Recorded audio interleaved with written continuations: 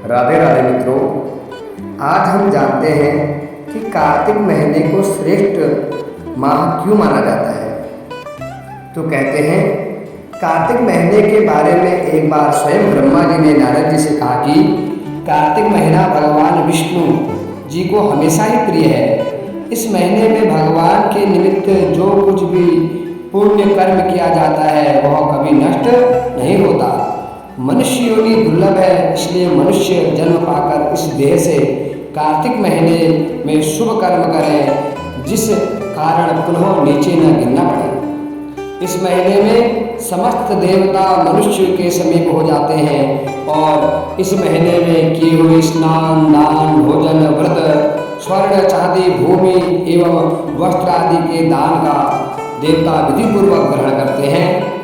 भगवान के उद्देश्य से मनुष्य जो कुछ भी कार्तिक महीने में दान देता है उसे वह अक्षय रूप में प्राप्त करता है। अन्नदान का महत्व अधिक है क्योंकि इससे पापों का सर्वथा नाश हो जाता है।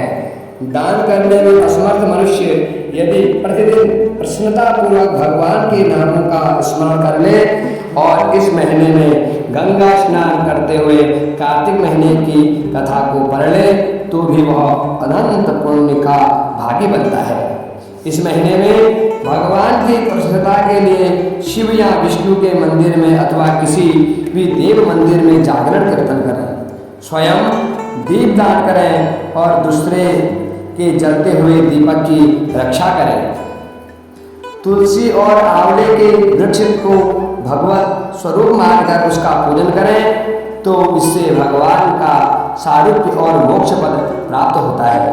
कार्तिक महीने में भूमि पर सोने के पाप युगों युगों के लिए कष्ट हो जाते हैं, नष्ट हो जाते हैं। सूर्योदय काल में उठकर जो है गंगा में अथवा किसी भी जलाशय में गंगा की भावना करके स्नान करके मनुष्य करोड़ों जन्मों के कल्मशों को धो डालता है, अनेक पुण्य प्राप्त कर लेता है। गोविंद गोविंद हरे मुरारी, गोविंद गोविंद मुकुंद कृष्ण, गोविंद गोविंद रथांग पाणे, गोविंद दामोदर माधवेति।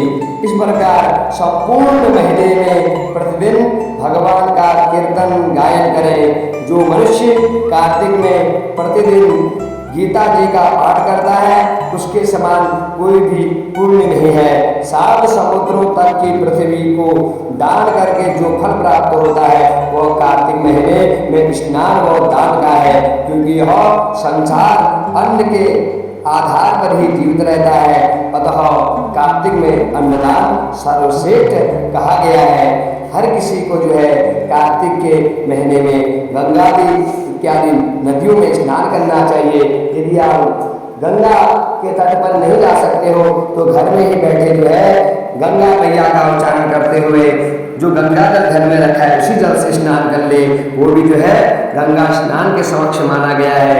गंगे गंगति योद्रुया योजनानां सतेरपि मुच्यते सर्वपापेभ्यो विष्णुलोके स्वगच्छति। इस मंत्र का उच्चारण करने मात्र से जो है गंगा स्नान का फल प्राप्त होता है। हर हर महादेव, जय श्री राधे।